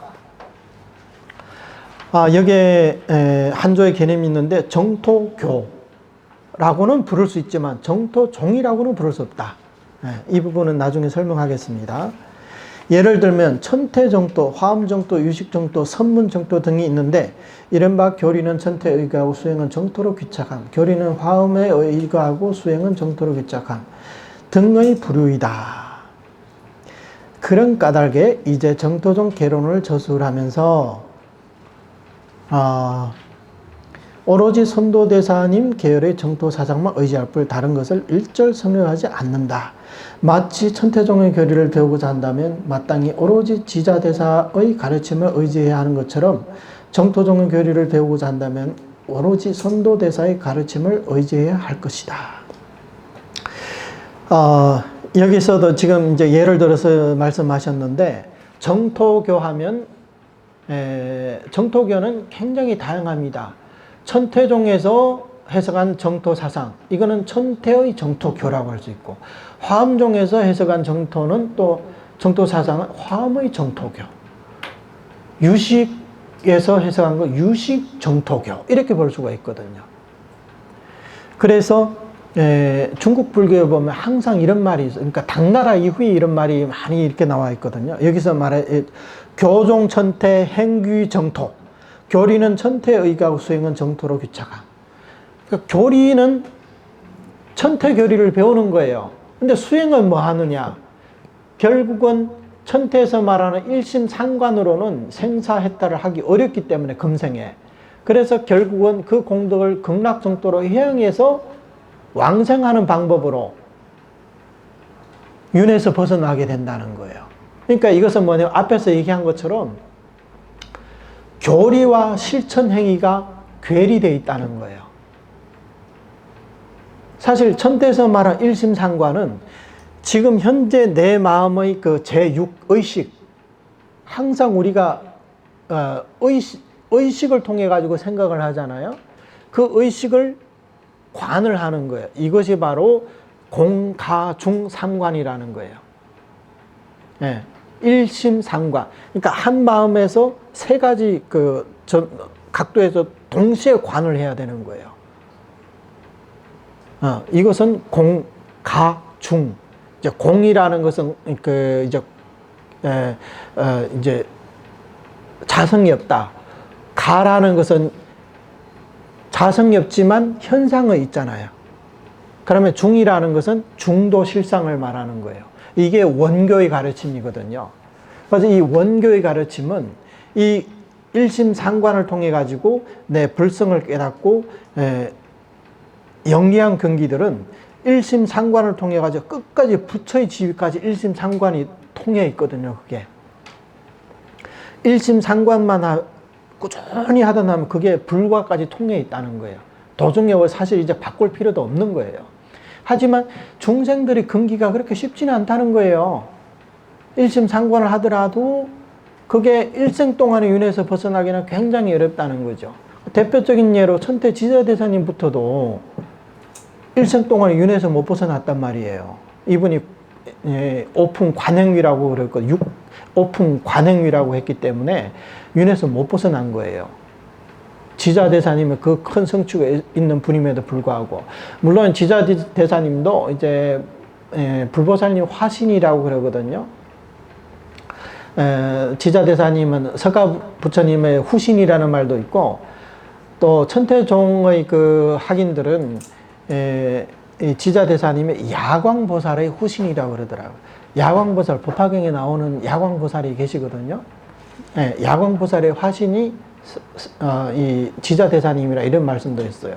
하지만 어쨌든 이분이 금생에 본인의 그것을 본과 적으로 나누는데, 이 적을 보게 되면 이 지자대사님을 몸으로 와서 어쨌든 오픈 관행위밖에 못 갔다는, 오픈 관행위는 이 3계 내외의 오주 번뇌를 조복은 시켰지만 아직 끊지를 못한 단계예요. 그러니까 이런 분들도 일생 동안에 윤회에서 벗어날 수 없기 때문에 결국은 극락정토로 해양을 하는 거예요. 그래서 지자대사님부터 정토 왕성을 했기 때문에 그 뒤로 천태종 행자들이 거의 다, 오늘날에는 거의 이제 90% 이상 천태종을 공부하는 스님들이 다 극락으로 해양하고 있어요. 근데 일심상관하고 사실은 극락왕생하고는 원래는 아무런 관계가 없거든요, 사실은. 일심상관은 내 마음의 이 제6의식, 이 망심을 통해 가지고 즉공, 즉가, 즉중, 이것을 이제 깨닫는 그런 수행이거든요. 정토왕생은 사실은 무관한 그 관법이에요. 이런 지관 수행이. 하지만 금생에 자력으로는 힘들기 때문에 극락왕생을 택했다는 거죠. 그러니까 어때요? 교리와 실천 행위가 괴리되어 있다는 거예요. 다르잖아요. 근데 우리 정토는 어때요? 처음부터 아미타 부처님이 본원이라는 입장에서 입각해가지고 이 정토를 교리를 이제 바라보기 때문에 교리와 실천 행위가 통일되어 있어요. 일치해 있다는 거예요. 예. 그래서 이게 바로 우리 정토종 교리 일종의 하나의 특색이 된다는 거죠. 근데 다른 사람들 그렇지 못하잖아요. 여기서도 얘기하잖아요. 그래서도 얘기하잖아요. 교리는 천태에 의거하고 교리는 화엄에 의거하고, 이 사람들은 본인 스스로 나는 천태종이다, 나는 화엄종이다 이렇게 얘기를 하고 있어요. 그런데도 불구하고 우리는 천태종이다 화엄종이다 정토에 대한 해석만 하면 저게 정토종이다 이렇게 얘기를 하고 있단 말이죠. 그러니까 이 종파에 대한 이 관념이 너무나 없기 때문에 이렇게 생각을 하고 있는 거예요. 그래서 여기 정토종 개론에서는 13대 조사스님을 열거하지 않은 이유가 바로 여기 있다는 거예요. 이렇게 순수한 5가지 특색을 견지하기 위해서는 이렇게 우리 정토종 내에서, 그러니까 용수, 천친, 담란, 도작, 선도, 이렇게 이 5분의 그 일맥상승하는 정토 사상을 취해서 정토종 개론을 책을 쓴 거예요. 근데 만약 13조사 스님을 다 열거한다면 각자의 정토 사상이 다르고 이제 소속되어 있는 종파가 다르기 때문에 그런 것들은 정토교라고 할 수 있지만 정토종이라고는 할 수가 없다는 거예요. 이 부분은 우리가 분명히 알고 넘어가야 되는 거예요. 네. 그래서 여기도 말씀을, 천태종의 교리를 배우려면 당연히 천태 지자대사님의 말씀을 따라야 되는 것처럼 정토종의 교리를 배우려면 당연히 선도대사님의 가르침을 따라야 된다. 이게 바로 종파가 존재하는 이유이기도 합니다. 그래서 선도대사께서 감히 고금을 해정한다 이렇게 말씀하셨다는 거죠. 고금을 해정하는 이유는 뭐냐? 바로 정토종을 창립함으로써 후학들이 어떤 하나의 기준, 하나의 규범을 확립함으로써 따를 수 있도록 하기 위해서 이 정토종을 창립한 거라는 거예요. 그 다음에 이 책에 대한 이제 간략한 소개가 있습니다. 자, 이 책은 삼가 선도대사의 종의를 기준으로 삼고 용수, 천친, 담란, 도작 등 조사들의 교의를 꿰뚫어 특별히 정토종의 교의를 정립하는 근본에 힘쓴다. 그 다음에 두 번째는 이 책은 힘써 정토종 교의의 전모를 드러내어 정업행자들에게 전체적인 인식의 제공을 도모한다. 보다 자세하게 해석할 겨를이 없으므로 초학자들의 편의를 위하여 각주 부분의 해석을 달고 아울러 문헌의 출처를 밝혀둔다. 여기 각주들이 다 나와 있거든요. 그러니까 앞으로는 강의를 하는 도중에 꼭 필요한 부분이 있으면 이 각주에 대해서 이제 설명을 드리고, 그냥 넘어갈 수 있는 부분은 넘어가도록 하겠습니다. 세 번째, 이 책의 장과 절은 목차와 같다. 본문은 총 10장으로 구성되어 있는데 제1장은 총괄적인 서술이고 나머지는 부분적인 서술이다. 2, 3장은 교리 부분에 해당하고 5, 6, 7장은 실천 부분에 해당하며 제9장은 증득 부분에 해당한다. 제8장은 앞의 문장을 받아서 뒤의 문장을 잇는 역할을 한다. 본원은 교문에 관한 3장을 잇고 칙명은 행문의 3장을 잇는데 본원인 칙명으로 본부가 보토에 들어갈 수 있기 때문이다. 제10장에서는 요점을 총결한다. 이 부분은 이제 뒤에 부분에 이제 교판이 나와 있거든요.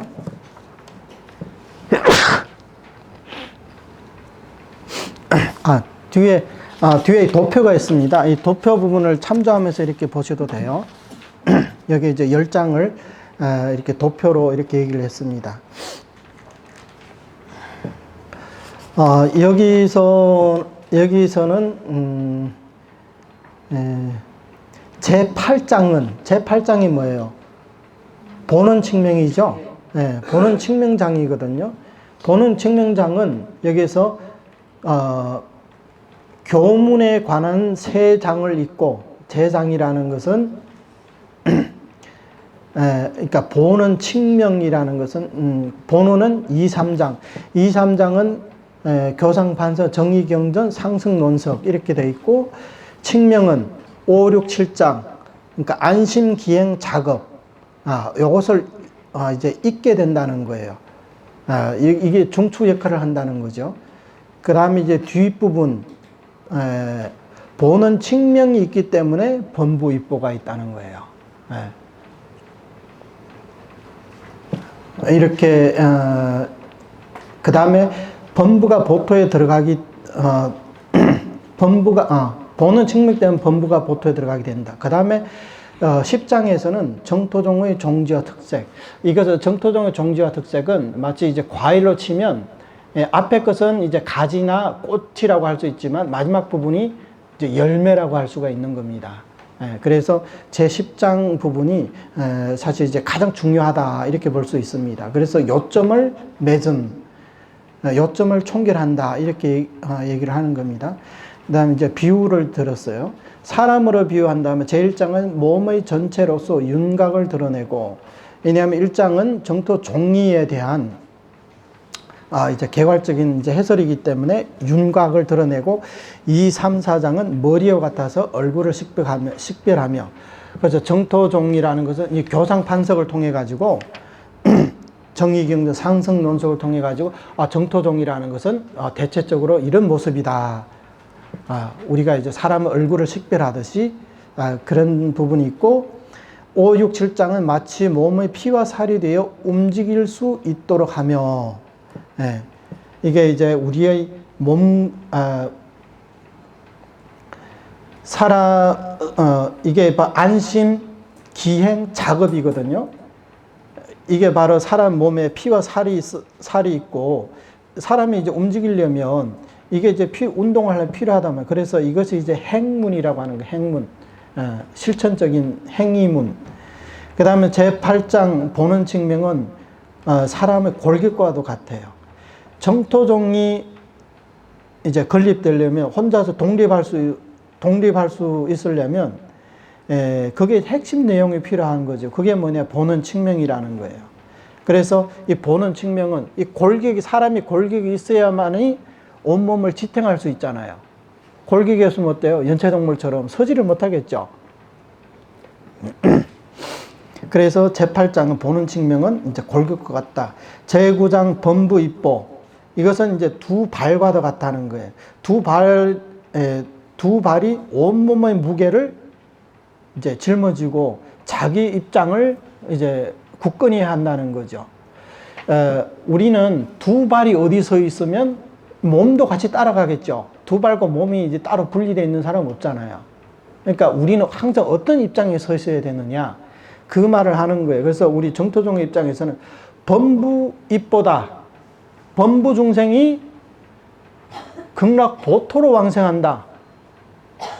범성 동고토가 아니고 화토도 아니고 우리는 바로 극락세계 보토로 왕생한다는 거예요. 그래서 우리는 이 입장을 항상 견지를 해야 되는 거예요. 뭐 번뇌를 얼마나 끊으면, 번뇌를 못 끊은 사람은 범성동고토, 이제 뭐 3개 뭐 견사번뇌 끊으면 이제 그 방편유효토, 그 다음에 일품무명을 끊으면 또 뭐 실보장음토, 모든 번뇌를 다 끊으면 이제 상적광정토. 이것은 천태종의 교판이 정토종의 교판이 아니라는 거예요. 정토종 행자는 반드시 우리 같은 범부 중생의 몸으로 부처님의 원력으로 우리는 바로 극락 보토에 왕생한다. 이것은 우리의 입장이에요. 타 종파에서 아무리 와서 너는 그게 말이 안 된다. 범부가 어떻게 보토로 가느냐. 아무리 얘기하더라도 그것은 우리 정토종의 종지가 아니기 때문에 우리는 절대 그걸 받아들일 수가 없어요. 그걸 받아들인다면 본인의 입장이 이미 흔들렸다는 뜻이거든요. 왜 그러냐? 왜 우리 이런 입장이 있느냐? 이 입장이 바로 이게 정토종의 입장이기 때문에, 정토종의 이론 기초는 뭐냐? 보는 칙명이라는 거예요. 보는 칙명, 범부입보. 이게 바로 우리 정토종의 핵심 사상이에요. 왜 본원으로 극락세계 왕생할 수 있느냐? 선도대사님 해석이 저 부처님의 본원에 순순했기 때문이니라. 얼마나 간단해요. 뭐 번뇌가 뭐 얼마나 번뇌를 얼마나 끊고 마음이 얼마나 청정하고 어떤 과외를 정득했느냐, 일절 그런 걸 말하지 않아요. 왜 버터로 왕성할 수 있느냐? 부처님의 본원에 수순했기 때문에 왕성할 수 있는 것이다. 예, 딴 이유가 뭐 필요해요? 애초에 부처님의 본원의 설정이 바로 그러한데, 예, 그렇기 때문에 당연히 그렇게 되는 거예요. 이러한 원인이면 이러한 결과가 있다는 거예요. 그래서 여시인 여시과라는 말이 있거든요. 예, 애초에 부처님이 이러한 발언을 하셨기 때문에 그 발언에 수순한다면 우리는 당연히 극락보토에 왕성하게 된다. 이게 바로 우리의 입장입니다. 그 다음에 10장에서는 이것이 바로 제 10장은 뭐냐면 10장은 우리의 몸의 이제 정수와 같다는 거예요. 우리의 심장과 우리의 간. 그러니까 사람의 전체 얼굴도 있고 몸도 있고 피도 있고 다리도 있다. 하지만 그 심장이 있어야 될 거 아니에요. 심장이 없으면 어때요? 아무리 다른 걸 갖춰져 있어도 혈액 공급이 안 되면 움직일 수가 없겠죠. 그래서 마지막이 바로 이 정토종의 종주와 특색. 이것이 이제 가장 중요한 부분이다. 그 다음에 이 책의 뒷부분에는 정토종 교장을 실어 정토의 대강을 볼 수 있도록 한다.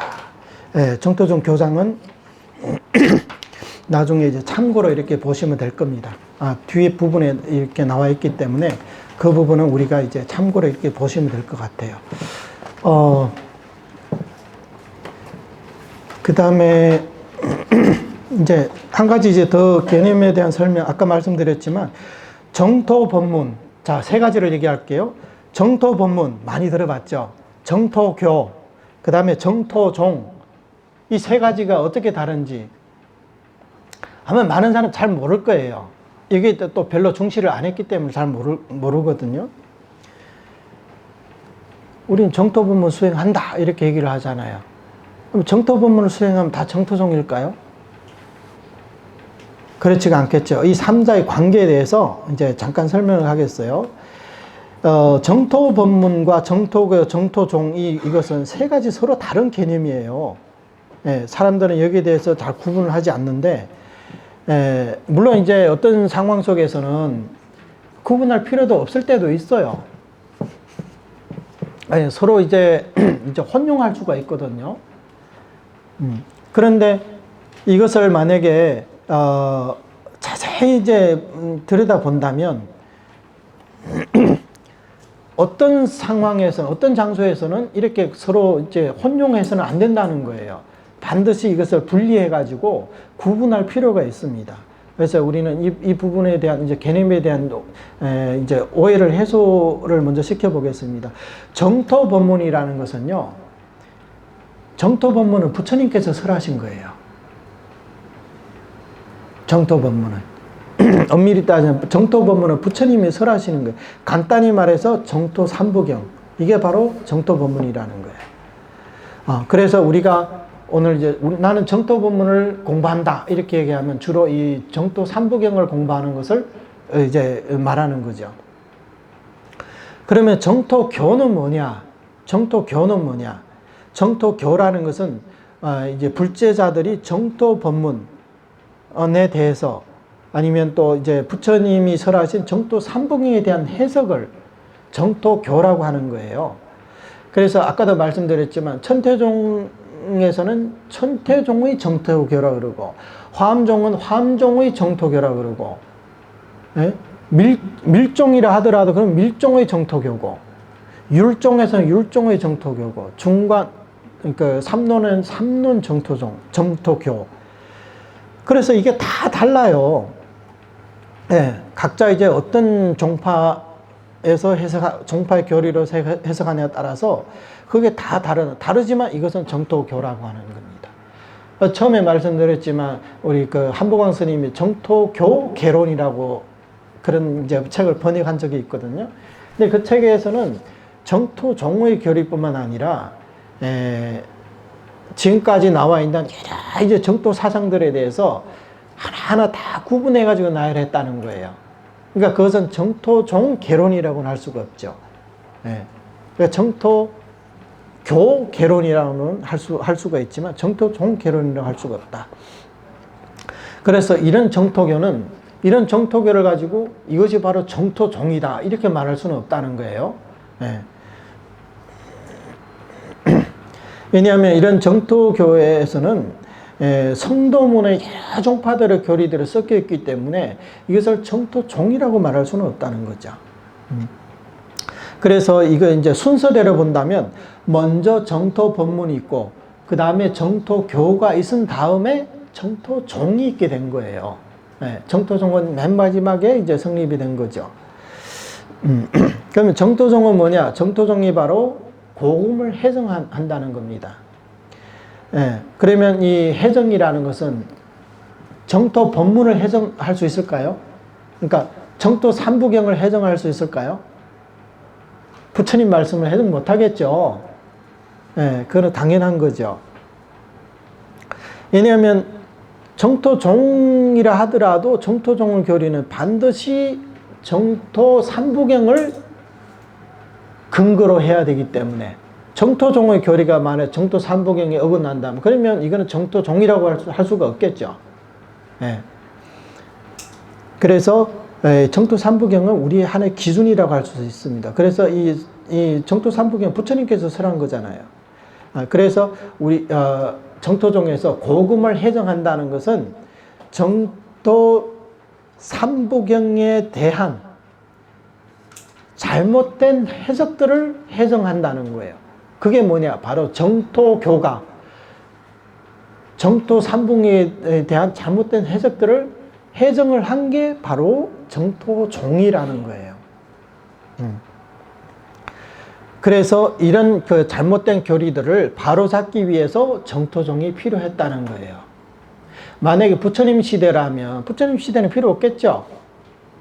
부처님이 계시기 때문에. 근데 오늘날 이 수많은 정토에 대한 가르침들이 난무가 있는 이 시점에 우리가 정토종의 교리로서 이 정토교에 대한 해정을 하지 않는다면, 하나의 기준이 없다면, 하나의 규범이 없다면 우리는 계속 헷갈릴 거란 말이에요.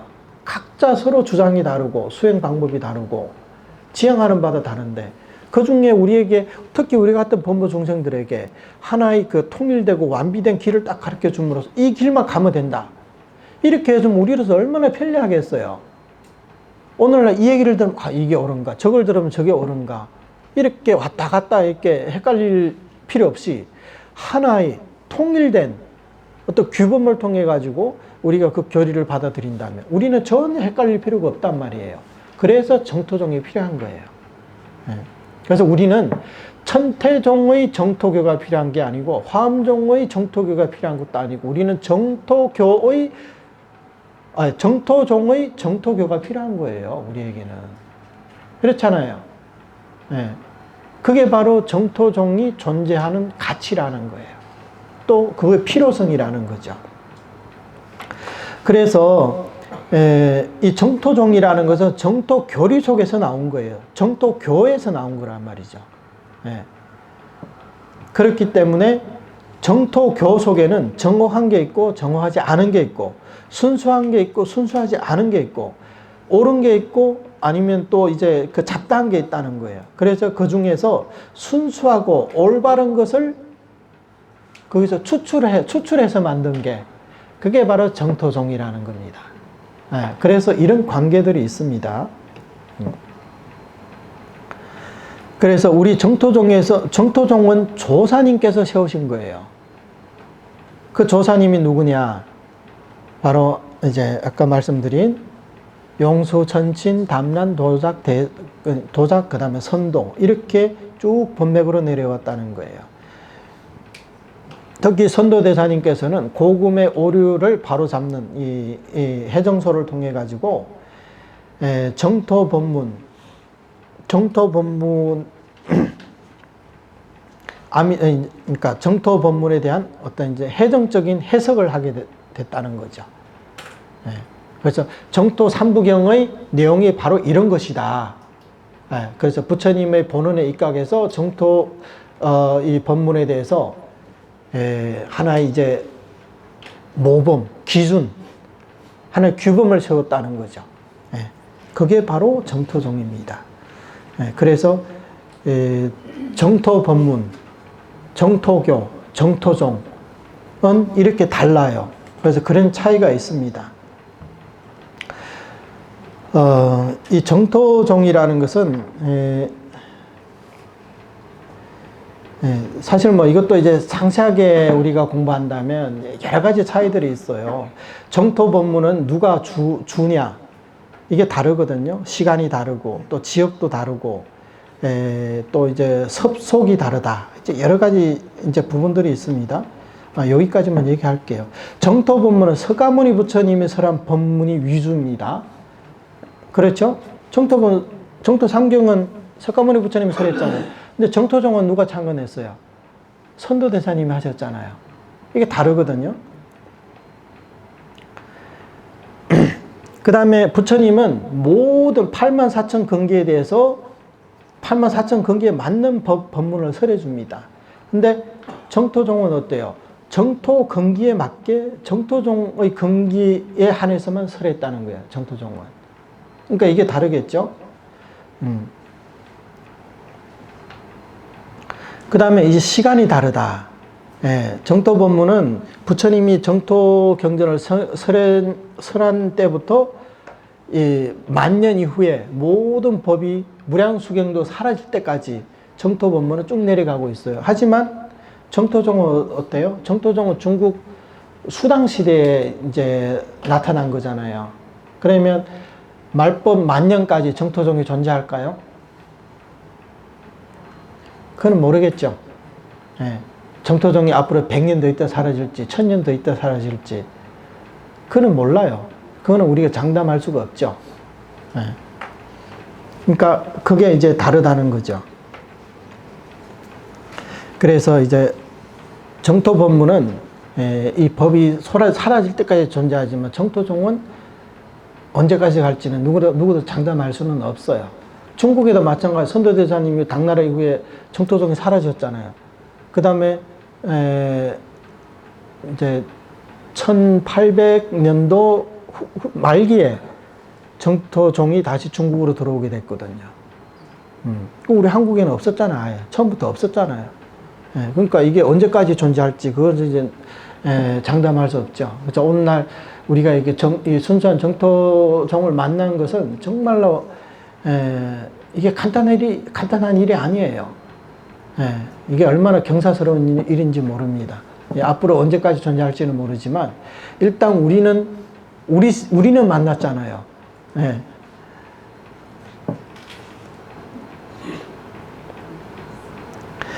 그리고 이제 부처님께서 석가모니 부처 설한 84,000 법문은 가운데 정토법문 그 중에 하나에 불과해요. 그렇잖아요. 부처님 84,000 법문을 설했는데 정토법문 그 중에 하나거든요. 근데 정토법문은 어때요?